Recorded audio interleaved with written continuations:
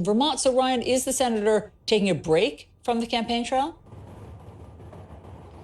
Allison, right now he's taking a break. He is staying at his home here in Burlington as he recuperates from that heart attack that took place last week. But this did come as a bit of a surprise yesterday as Sanders returned home after a visit with his cardiologist. He told us that he's planning to change the nature of his campaign. Listen to what he had to say. We were doing, in some cases 5 or 6 meetings a day, 3 or 4 rallies and town meetings. And meeting with groups of people. I don't think I'm going to do that. But I certainly intend to be actively campaigning.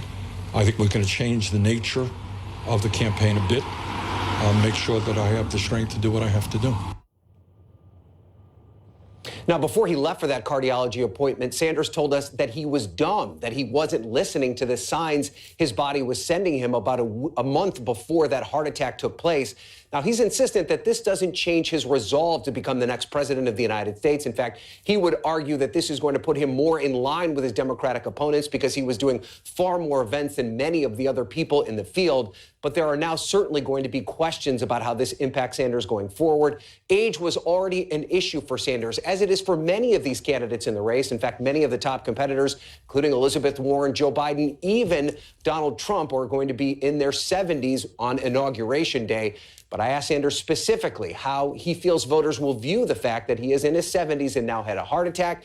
He said that voters take everything into account and that he hopes that they look at the totality of his record and that he's a fighter and he's going to fight through this particular problem as well. And he still has the resolve to become the next president of the United States. Ryan, John and Allison? Ryan, very quickly, he also suffered a family loss. His daughter-in-law died? Yeah, that's right. That was also a surprise that we learned about yesterday. This would be the wife of his son, Levy. She unexpectedly died after a very unexpected bout with cancer. The news came very quickly. They found out about it Saturday. That's when he returned home here to Burlington. His daughter-in-law has 3 grandchildren, or 3 children, I should say, who are grandchildren of Jane and Bernie Sanders. It's not something that they're talking about very publicly.